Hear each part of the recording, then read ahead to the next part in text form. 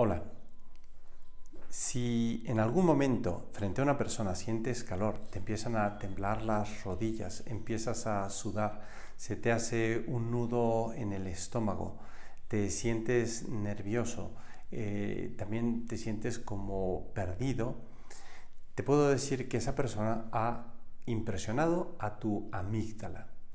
Ante la situación bochornosa, el hipotálamo te puede ayudar a controlar la situación y le va a decir a la corteza prefrontal que estás enamorado. Más o menos eso es lo que pasa. Un individuo bajo la química del amor no actúa de modo normal. Últimamente se le suele llamar al enamoramiento la química. Y yo te quería hablar aquí de la química, ¿no? Si cuando encuentras química con otra persona, pues ¿qué pasa, ¿no? con la química del cuerpo, con la bioquímica del cuerpo? Encuentras que quieres platicar con aquella persona o conversar para otras latitudes, quieres estar con ella, te sientes especialmente atraída. Bueno, pues sí, hay una serie de reacciones en el cuerpo que te llevan a ese apegamiento, a ese querer estar cerca de la otra persona. En ese momento tal vez no sirvan de nada pues los consejos de padres o amigos, de nada sirve si te importa que la persona fuera mucho más grande que tú o mucho más joven que tú. En ese momento el cuerpo tiene una serie de impulsos muy fuertes y que en ocasiones no son fáciles de controlar. El proceso es muy intenso. Ellas suelen ser un poco más centradas y escogen con un poco más de discernimiento. Ellos son más visuales, de manera que van a ser más superficiales y más lanzados, podríamos decir. Si se da la relación sexual con esa persona que te ha enamorado, pues ya no te digo. La química que se desata en el cuerpo es verdaderamente muy fuerte. Hasta aquí hemos hablado del enamoramiento, del amor, de la persona, de la inteligencia, de la voluntad, de cómo pues la inteligencia y la voluntad, también con la libertad, pueden decidir. Y te voy a hablar de la química y de cómo juega dentro de nosotros, cómo nos impulsa. Ya diré al final que no obstante la química empuje muy fuerte, la inteligencia y la voluntad tienen que estar por encima de aquello. Pero es importante no ignorar cómo juega el cuerpo con nosotros, cómo una serie de elementos químicos juegan dentro de nosotros, porque es muy interesante. No tiene mucho tiempo que se ha planteado el estudio del enamoramiento como tiene lugar en el cerebro, de manera que se han hecho una serie de pruebas, de escáneres, a ver cómo reacciona pues cada uno de los órganos del cerebro y la bioquímica involucrada. Bueno, pues los síntomas del enamoramiento son el resultado de una serie de complejas reacciones químicas y bioquímicas dentro del cuerpo. En el primer momento uno piensa que es la otra persona. Y sí, sin duda, puede influir la otra persona y uno se hace un mapa mental y empieza a pensar pues cómo podría ser la relación con aquella persona. Pero muchas veces es inconsciente de todo lo que está pasando dentro de él. Bien, pues te voy a hablar a continuación de primero los elementos químicos que participan en este proceso, luego de las partes del cerebro que se ven involucradas. ¿Qué elementos químicos participan en este proceso?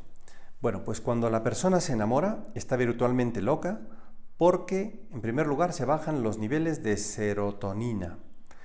Esta es una hormona conocida comúnmente como la hormona de la felicidad.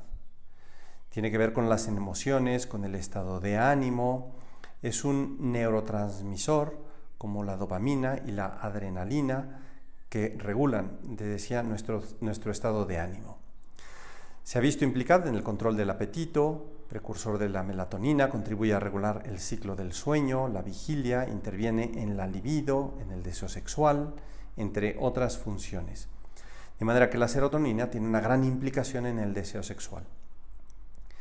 Frente a los bajos niveles de serotonina se produce un aumento del deseo, mientras que los niveles altos se asocian con la inhibición de este deseo. La locura también se debe a que se segrega dopamina.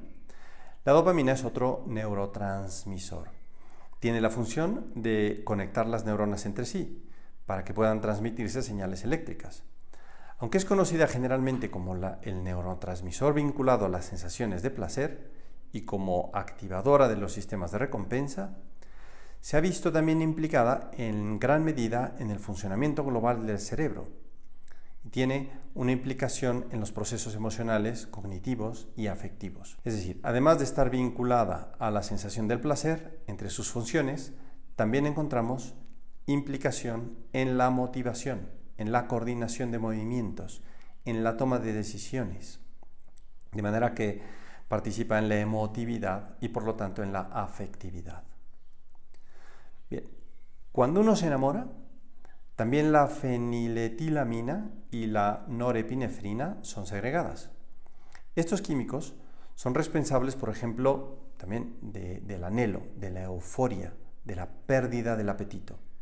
Los científicos afirman que el cerebro de una persona enamorada contiene grandes cantidades de feniletilamina y por eso la euforia por la que piensa que uno está loco de amor. Cuando el cerebro se inunda de feniletilamina, este responde mediante la secreción de dopamina, norepinefrina y oxitocina, un elemento nuevo. Esta última es un mensajero químico del deseo sexual, que también se encarga de desarrollar un lazo afectivo con esa persona.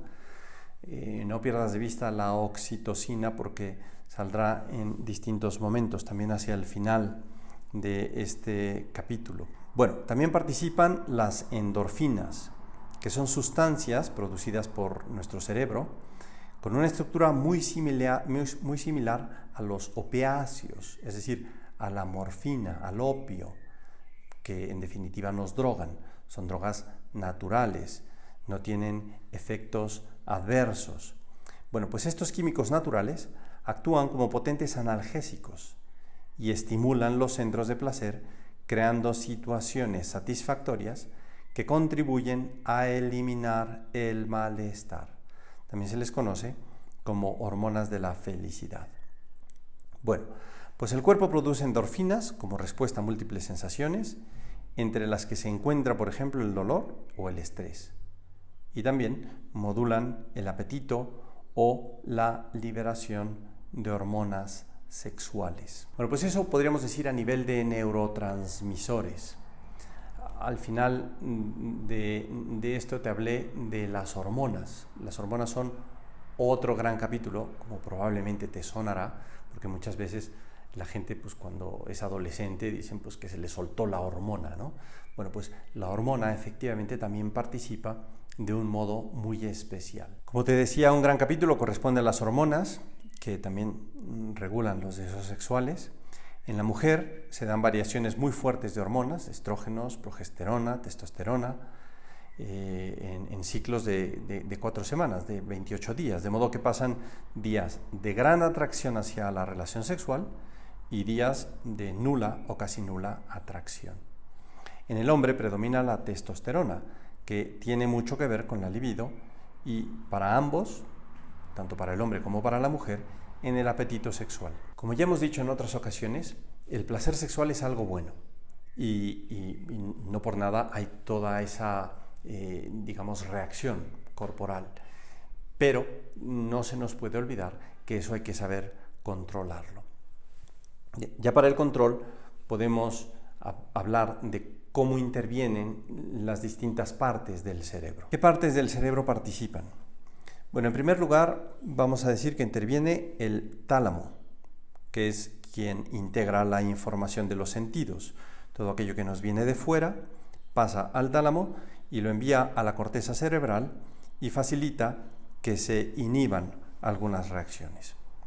Se dice que el centro sexual se localiza en el hipotálamo.